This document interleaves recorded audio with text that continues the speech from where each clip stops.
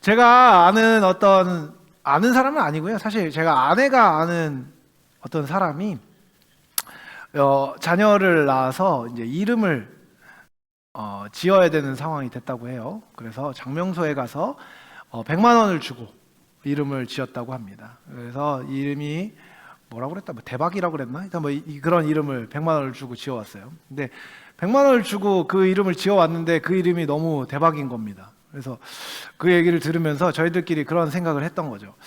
우리는 돈 주고 이름 안 지었는데, 이런 생각을 했습니다. 근데 그러다가 새삼스럽게 제가 이름을 지을 때 어떻게 우리 아이들의 이름을 지었는지를 생각할 때, 제가 이제 기도하고 말씀을 받고 은혜를 구하고 이제 약속이 와서 제가 이름을 지었거든요. 근데 아내랑 얘기하다가 그런 얘기를 한 거죠. 사람들이 이름을 지을 때 뭔가 영적이거나 좀 좋은 기운이 들어오기를 바라는 마음으로 이름을 지는데, 우리는 왜 안 그랬을까라는 생각을 하게 됐습니다. 근데 여러분, 제가 그때 무릎을 탁 치지 않았겠습니까? 왜 그랬을까요? 제가 그런 일을 하는 사람인 거예요. 영적인 일을. 안 그렇게 보이죠? 제가 속칭 소위 말하는 성직자입니다, 여러분. 성직자. 그죠? 아무도 그렇게 안 보는 것 같은 느낌이 있죠? 그죠? 근데 그렇게 얘기하고 나니까 그 말이 맞는 거예요. 제가 목사잖아요. 그잖아요. 성직자고 영적인 것들을 하는 사람이에요. 그러니까 그런 것들을 자연스럽게 하고 나서도 뭐 이상하지 않았던 거죠. 어디에서 100만 원을 주지도 않았고 제가 100만 원을 받지도 않았어요. 그렇죠? 새삼스럽게 제가 목회자이고 하는 일이 성직, 그러니까 하나님이 맡기신 영적인 일들을 한다는 것들을 좀 생각을 하게 됐습니다. 너무나 새삼스럽죠. 그러면서 그런 생각을 했던 것 같아요. 분명히 한 번도 감춘 적이 없고, 분명히 제가 성직자라는 거는 뭐 주보에도 나와 있고 어디도 나와 있고, 그쵸? 목사라고 나와 있는데 제가 성직자라고 스스로도 저도 제 생각을 잘 안 하고 살았던 거죠. 근데 생각해 보니까 제가 하는 일이 그 일이 맞는 겁니다. 영적인 것이고, 그리고 영혼을 돌보는 일이고, 우리의 삶 가운데 있는 참된 진리와 사랑, 원칙들을 함께 제시하고 함께 살도록 가르치고 돕고 동행하는 일이 저의 일이라는 것을 제가 알게 되었어요. 한 번 더 알게 된 겁니다. 그러니까 똑같이 알려진 사실이라고 하더라도 무언가 다시 보이는 계기가 있다는 것을 생각하게 되었습니다. 여러분, 대림절이에요. 대림절은 예수님을 기다리는 시간입니다. 여러분, 예수님이 여러분에게 어떤 분이십니까? 사실 예수님은요, 여러분이 알고 계신지 모르겠지만 예수님은 하나님이십니다. 그렇죠? 이게 되게 중요한 거예요. 예수님이 하나님 되심에 대해서 우리가 생각하고 기억하고, 예수님에 대한 우리의 태도와 예수님으로부터 오는 것에 대한 우리의 태도가 우리가 좀 다시 한번 마음을 다져봤으면 좋겠다는 생각이 들었습니다. 예수님이 하나님이십니다라고 얘기하면 여러분 아무것도 새로울 게 없다고 느껴질지도 모르지만, 예수님이 진짜 하나님이셔서 내 삶 가운데 어떤 영향을 미치실 수 있는 분인지를 생각하면요, 관점이 좀 달라지고 태도가 달라지고 삶의 방침이 달라질 수 있다는 것을 저는 생각하게 되었어요. 그래서 오늘 말씀을 통해서요, 예수님에 대해서 한번 깊이 묵상해 보고자 합니다. 오늘 함께 읽은 본문은요, 요한복음의 서문입니다. 이 복음서 전체의 신학적 주제적 방향을 압축한 신학적 서곡이라고 이야기할 수 있습니다. 사실 여러분, 복음서가 총 몇 개가 있죠? 4개가 있습니다. 사복음서요. 마태, 마가, 누가, 요한복음이 있는데, 마태, 마가, 누가복음을 우리는 공관복음이라고 부릅니다. 같은 관점을 공유한 복음서라고 얘기해서 공관복음이라고 이야기해요. 그런데 여러분, 마태, 마가, 누가복음은요, 조금 더 역사적인 부분이 있습니다. 그래서 시작할 때를 보면 예수님의 탄생 이야기로부터 시작돼요. 근데 요한복음은요, 그렇게 되어 있지 않습니다. 요한복음 1장은요, 새삼스럽게 예수님이 어떤 분이신지를 먼저 선언하고 시작합니다. 말씀이신 예수님, 그분이 영원하신 분이고, 그분이 창조하신 분이고, 그분이 이 땅에 인간의 몸을 입고 오신 분으로 소개하면서 복음서가 시작되고 있는 것이죠. 여러분, 요한복음 오늘 우리가 읽은 본문 맨 처음 시작이 뭐라고 시작되죠? 태초에 말씀이 계시니라. 이 말씀이 하나님과 함께 계셨으니 이 말씀은 곧 하나님이시니라. 여러분, 이거는요 설득이 아니라 선언입니다. 본문에서 사도 요한은요 예수님이 말씀이라고 말합니다. 태초에 계신 말씀이 하나님과 함께 있는 하나님이라고 이야기하는 겁니다. 여러분, 태초라는 표현이요 성경에 한 군데 더 나옵니다. 어디 나올까요? 창세기에 나옵니다. 창세기에 성경의 맨 처음에 나오는 말이 이거죠. 태초에 하나님이 천지를 창조하시니라. 여러분, 요한복음에 나오는 태초는요 단순히 세상이 창조되던 그 시점만을 이야기하는 게 아닙니다. 그 시점 이전에 모든 시간과 공간이 창조되기 이전의 시간, 그 시간을 포함하는 것이에요. 요한복음은요 예수님과 시간의 관계를 설명하고 싶어 합니다. 그렇죠? 예수님은요 여러분, 시간이 존재하기 전에, 천지가 창조되기 전에 영원 전부터 존재하셨다고 요한복음은 선포합니다. 여러분, 이 개념이 여러분 이해가 되세요? 여러분, 이해가 될 수 없습니다. 이해가 안 될 겁니다. 이해가 안 되는 게 정상입니다. 왜냐하면 우리의 관념 너머에 있는 것이기 때문이죠. 제가 지난주에 얘기했었죠. 뭐 핸드폰 얘기하고 뭐 벨트 얘기하고 뭐 전화기 얘기했었던 거 기억나세요? 여러분, 요즘 애들이 스마트폰 전화 받을 때 어떻게 받는다고 했죠? 제가 요즘에 두 개 중에 하나더라고요. 이렇게 받거나 이렇게 받습니다. 왜냐면 전화기 모양이 네모나니까요. 이렇게 받거나 이렇게 받거든요. 저는 그거보다는 오래된 사람이기 때문에 전화를 이렇게 받아요. 요즘 애들은 이 전화가 개념에 없습니다. 개념에 있는 건 장난감 전화밖에 없어요. 왜요? 이게 없기 때문이죠. 이게 없던 시절을 살아보지 않은 사람에게는요 그 개념이 없습니다. 여러분, 근데 예수님이 계셨다는 것은, 예수님이 태초부터 계셨다는 것은요 우리의 관념 너머에 있는 거예요. 시간도 하나님의 피조물이고 공간도 하나님의 피조물이라는 관념은요 사실 우리의 관념 안에 있는 관념이 아닙니다. 이것은 우리는 시간과 공간에 종속되어 있습니다. 하지만 예수님은요 우리가 느끼는 시간의 흐름이 있기도 전부터 계셨을 뿐만 아니라 시간의 흐름 자체를 디자인하고 만드신 분이십니다. 예수님은요 세상의 시간과 공간을 시작하는 그 시점에 그냥 계셨던 것이 아니라요 그 일을 하셨습니다. 그것이 태초에 말씀이 계시니라에 드러나는 예수님의 모습입니다. 그런데 왜 하필 요한복음은 예수님을 가리켜 말씀이라는 표현을 사용했을까요? 태초에 말씀이 계시니라라고 했는데 왜 보다 분명하게 예수 그리스도는 태초, 즉 창세전부터 계셨다라고 쓰지 않았을까요? 여기에는 매우 깊은 의도가 있습니다. 한 영어 번역본에는 이 구절을 태초에 하나님이 당신 자신을 표현하셨다라고 기록됩니다. 하나님의 인격적인 표현이 바로 말씀이신 예수님이라는 것입니다. 여러분, 말의 기능은 무엇입니까? 말하는 사람이 전하고자 하는 바를 다른 이에게 전하는 것입니다. 아무리 훌륭한 생각도 그것이 전해지지 않으면 아무도 그 진가를 알거나 이해할 수 없습니다. 하나님은 영이시고 보이지 않으십니다. 그리스도가 말씀이시라는 것은 그리스도께서 보이지 않으시는 하나님을 우리에게 설명하고 우리에게 드러내시며 우리에게 계시해 주시는 분이라는 것입니다. 그래서 그리스도는 보이지 아니하시는 하나님의 형상인 것이지요. 오늘 읽지 않았지만 1장 18절은 이렇게 이야기합니다. 본래 하나님을 본 사람이 없으되 아버지 품속에 있는 독생하신 하나님이 나타내셨느니라. 여러분, 하나님을 본 사람이 없는데 인간의 몸을 입고 이 땅에 오신 예수 그리스도가 그 보이지 아니하시는 하나님을 나타내셨다는 것입니다. 이 나타내다라는 단어는요 원어적인 의미로 설명하다, 펼쳐 보이다라는 뜻입니다. 예수님께서는 보이지 않으신 하나님을 볼 수 있도록 그 자신이 말씀이 되셔서 인간에게 하나님을 설명해 주시는 분이시라는 것입니다. 이것은 단순히 예수님께서 말씀과 가르침으로 설명해 주신다는 의미 이상입니다. 그분이 말씀 자체이시기 때문에 우리는 복음서에 나타내시는 예수님의 모습을 통해서, 예수님의 모든 모습을 통해서 하나님이 어떤 분이신지를 이해하고 깨닫게 되는 것입니다. 그렇기 때문에 복음서에 나타나는 예수님의 말씀, 예수님의 가르침, 예수님에 대한 묘사, 예수님의 행동, 예수님의 사역, 예수님의 감정의 표현, 어느 것 하나도 하나님을 드러내지 않는 것은 없습니다.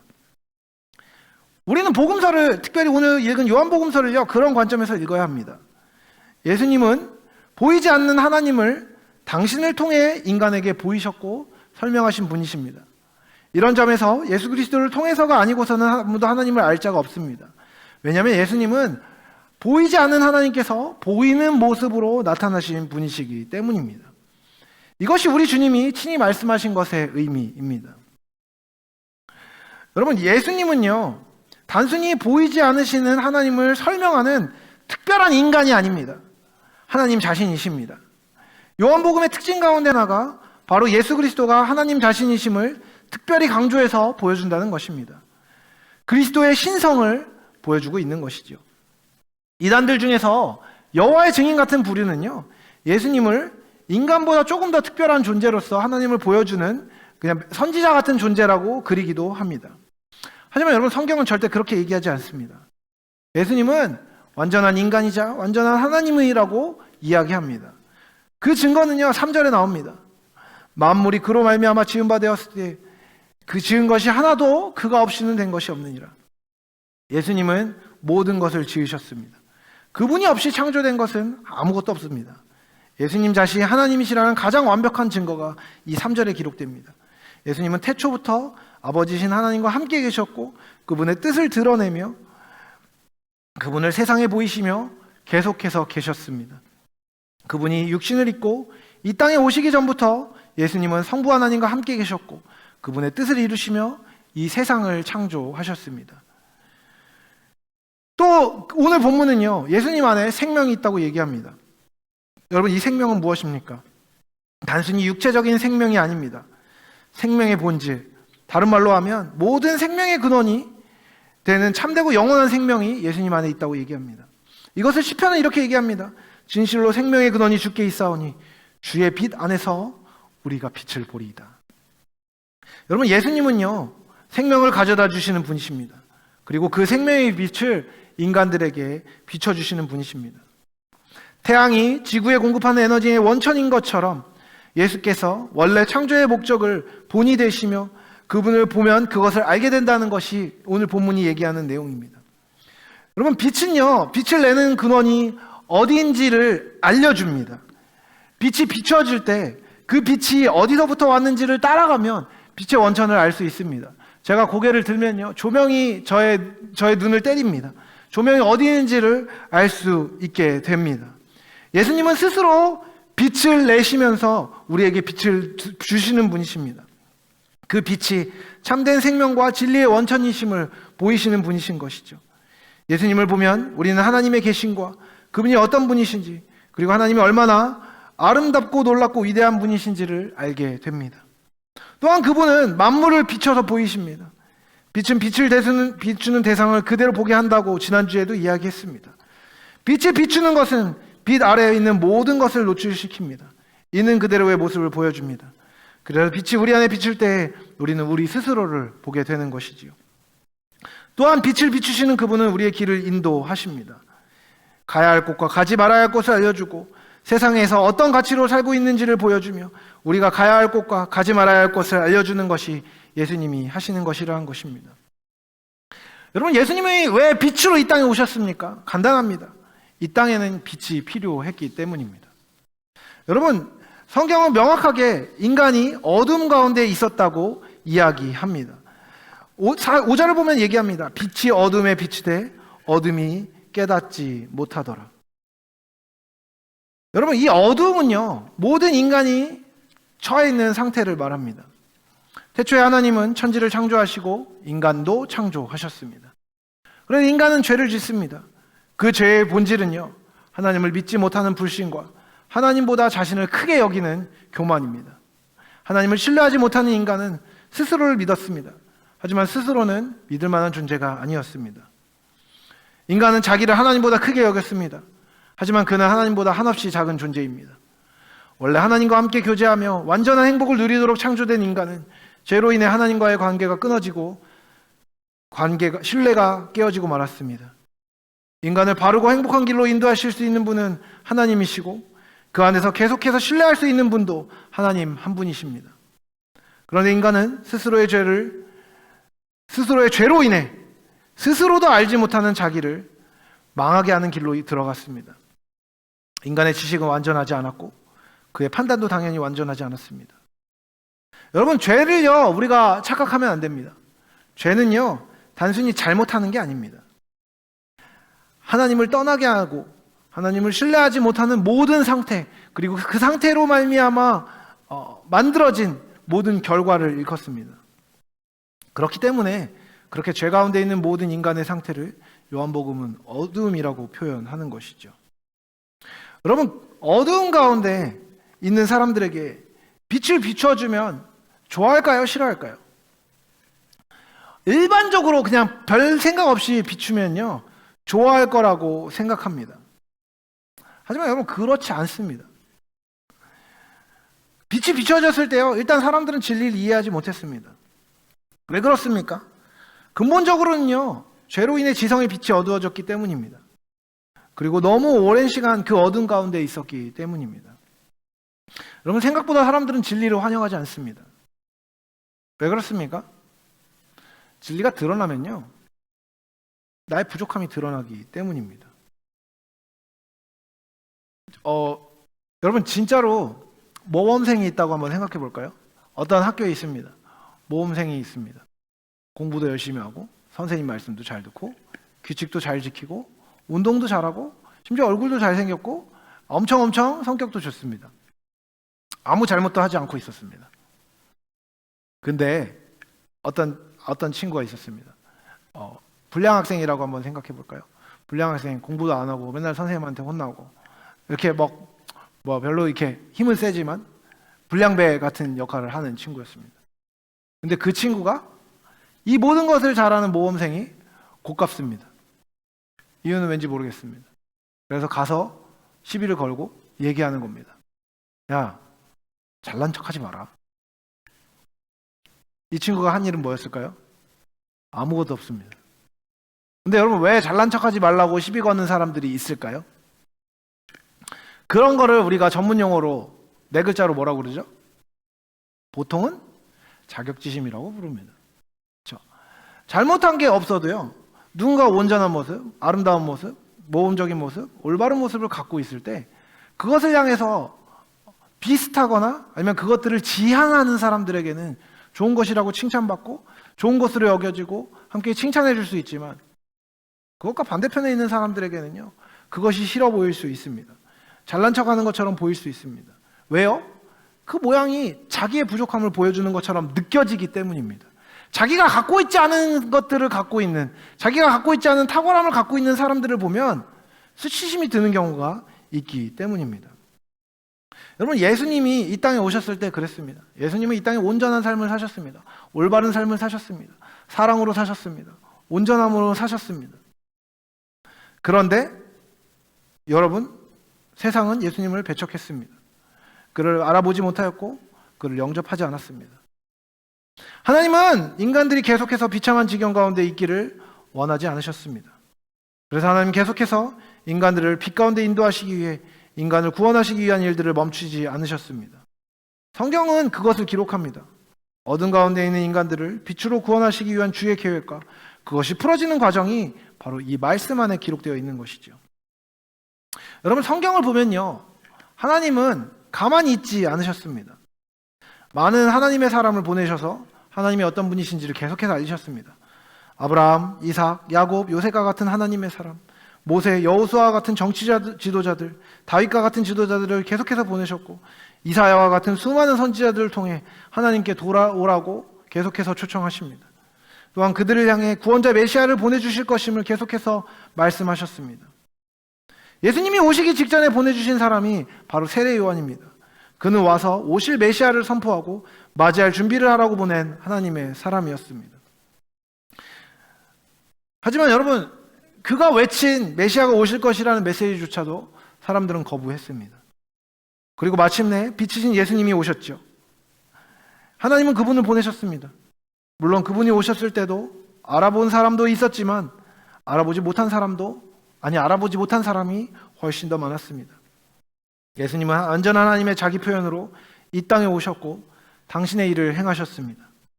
그리고 죽으시고 부활하셔서 하나님 우편으로 올라가셨지요. 예수님의 부활 승천 뒤에 예수님을 믿도록 하기 위해 예수님은 성령을 보내십니다. 그리고 성령님의 인도를 통해 지금 예수님이 보이지 않고 이 땅에 계시지 않지만 우리는 예수님을 알고 믿고 그분의 하나님 되심을 배울 수 있는 것입니다. 복음이 말하는 것은 이것입니다. 복음이라고 말하는 것은 이것입니다. 좋은 소식이지요. 예수님을 통해 인류를 구원하시는 하나님의 역사에 대한 내용이 바로 복음이고 그 복음이 기록된 것이 성경입니다.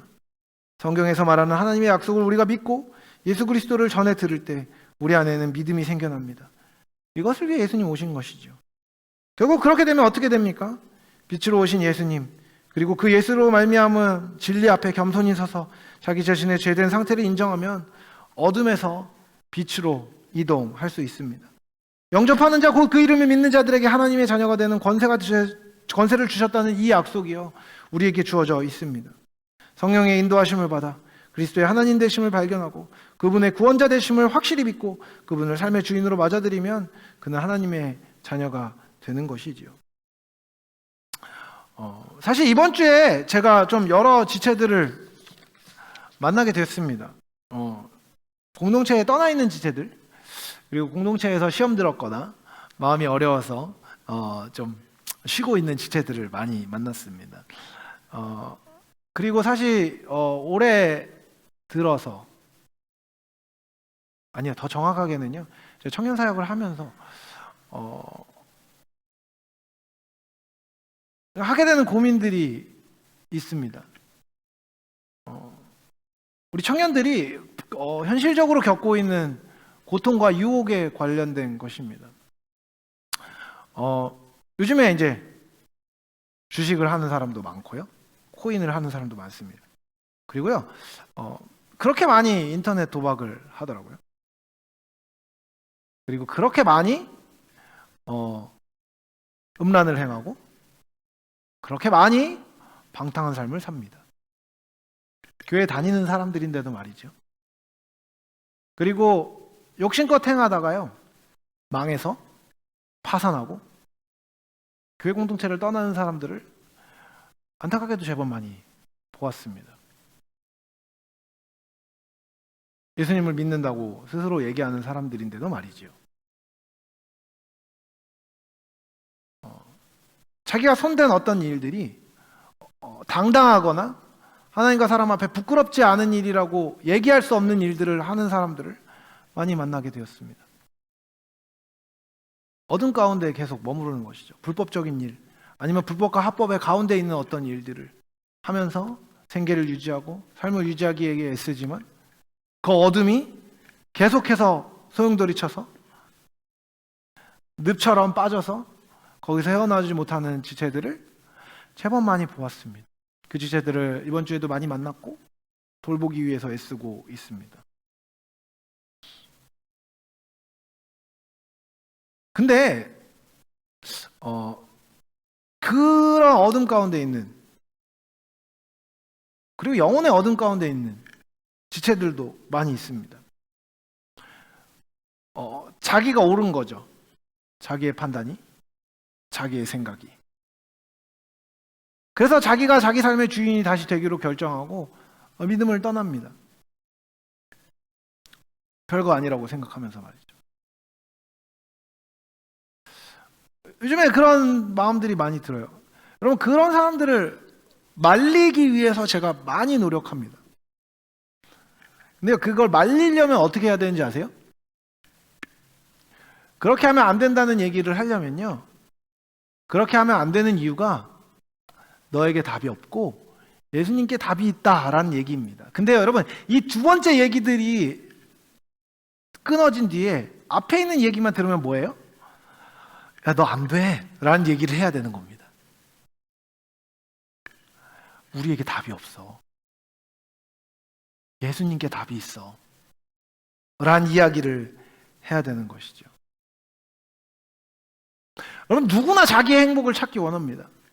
대박이 날 수 있을 것 같아요. 이거 하면, 이 좋은 아이템이 있다더라, 거기에다 투자만 하면 괜찮을 것 같고, 거기다 뭘 하면 내 삶이 행복할 것 같고, 그렇게 하면 내 삶이 윤택해질 것 같고, 이걸 하면 내가 기쁠 것 같고, 이걸 하면 내가 더 괜찮은 사람이 될 것 같고, 다른 사람에게 인정받는 사람이 될 것 같고, 다른 사람보다 우위에 설 수 있는 사람이 될 것 같다는 생각으로 수많은 어둠을 선택하지만, 그리고 수많은 자기 본성에 충실한, 자기에게 정직한 거라고 얘기하면서 쿨한 것처럼 얘기하면서 자기의 길을 가지만 결국 그들은 빛으로 나오지 않고 있는 것입니다.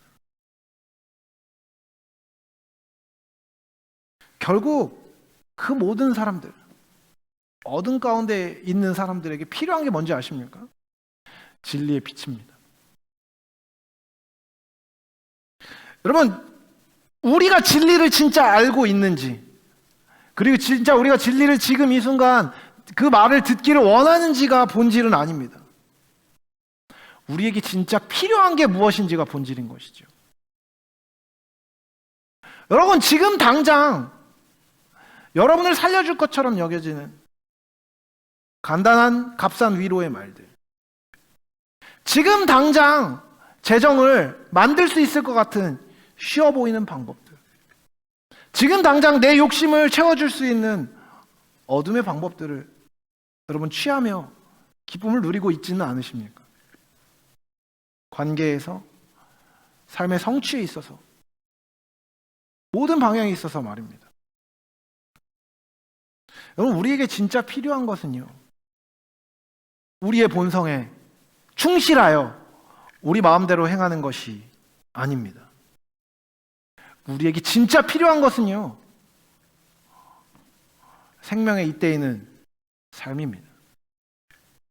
그리고 그 생명의 잇대 있는 삶은 무엇입니까? 우리의 삶의 조정관을 내가 잡는 게 아니라 예수님이 잡는 것입니다. 내가 잡고 있는 삶의 형태들을 버리지 않으면 새로운 삶의 형태를 잡을 수 없는 것이죠. 여러분에게, 우리에게 진짜 필요한 것은요, 예수님의 기준입니다. 그리스도는 진짜 여러분의 필요입니다. 여러분의 모든 상황에서 말이죠. 여러분, 예수님을 받아들여서 예수님의 진리의 말씀을 우리의 삶에 받아들여서 적용하고 우리의 삶에 넣기 시작하면 즉각적으로 느껴지는 게 뭔지 아십니까? 고통입니다. 괴롭습니다. 제가 작년에 아주 그런 설교를 고린도전서 13장을 설교를 했었습니다. 사랑에 대한 설교, 말랑말랑하고 부드럽고 여러분이 씹어 삼키기에 아무 부담이 없는 사랑이라는 주제를 가지고 설교를 했었는데 모두 다 괴로워했었습니다. 너무 괴로워서 언제 끝나냐고 물어봤었습니다. 왜요? 사랑이라는 주제가 아름답지 않아서요? 아니요. 그 아름다움이 내 안에 없으면 계속해서 드러나기 때문입니다. 근데 그게 드러나지 않으면 사랑할 수 없는 것이죠. 그리고 사랑하지 못하면 기쁨이 없는 것입니다. 여러분, 여러분의 삶에 예수님이 빛으로 오셨다는 것은 무엇입니까? 그 빛이 여러분에게 필요하다는 것입니다. 여러분의 삶에 있는 어둠이 어떤 것이든지 그 어둠이 드러나야 되는 것이죠. 누구라도 어둠과 빛이 혼재해 있습니다. 누군가에게 장점이 있고 누군가에게 단점이 있습니다. 네, 여러분, 그 가운데 빛이 비춰졌을 때 우리가 행해야 되는 것은요, 하나님의 은혜를 구하고 스스로를 깨트리고 나에게 진실로 필요하신 예수 그리스도께 나아가 그분의 가르침에 순복하는 것입니다. 그 순복의 은혜를 위하여서, 그 순복할 수 있도록 하기 위해서, 당신을 신뢰할 수 있도록 하기 위해서 예수님이 가장 강하시고 전능하시며 무한하시고 온전하신 예수님께서 인간의 몸을 입고 이 땅에 오셔서 여러분을 위해 바싹 당신의 몸을 낮추신 것입니다. 가장 연약한 그 모습으로 오신 그 시기, 가장 취약한 그 아기의 모습으로 오신 그 시기, 그 시기가 바로 이 대림의 계절입니다. 그렇게 여러분, 우리는 예수님을 신뢰하고 그분이 비추시는 빛을 받아들여 우리의 삶을 깨트리고 주님께 드려야 합니다. 말씀을 마무리하려고 합니다. 여러분, 예수님은 빛으로 오셨습니다. 때론 그 빛은 여러분에게 불편할지도 모르겠습니다. 근데 여러분, 그 빛이 비춰졌을 때 그 빛을 따라가지 않으면 우리에게 참된 자유는 없는 것이지요. 반대로 그 빛을 따라가면 그 빛이 비춰진 그 상황들 안에서 그 빛이 알려주는 프로토콜을 따라가면 우리에게 참된 자유와 행복이 있습니다. 이 대림의 계절, 우리의 삶의 주인이 되시기에 충분하신 예수님께서 오셔서 여러분의 지성의 말을 건네실 것입니다. 그 죄와 어둠 가운데서 나와서 나와 함께 가자고. 여러분, 불이 없던 컴컴한 방에 불이 켜지면 어떻게 됩니까? 눈부셔요. 안 보여요. 하지만 여러분, 그 불이 켜졌을 때 그 불을 끄지 않고 켜진 그대로 있으면 그 빛에 적응하여 그 빛 가운데서 살아갈 수 있습니다. 여러분 가운데 비추시는 예수님을 신뢰하고 그분이 하시겠다고 하시는 일들을 신뢰하고 그분이 하시겠다고 하시는 그 일에 순종하십시오. 그렇게 될 때 여러분의 삶이 더 참되고 아름답게 될 줄로 믿습니다. 주께 와서 듣고 그분께 배우며 그분이 주시는 은혜와 사랑을 누리는 저 여러분이 되시길 사랑하는 주님의 이름으로 축복합니다.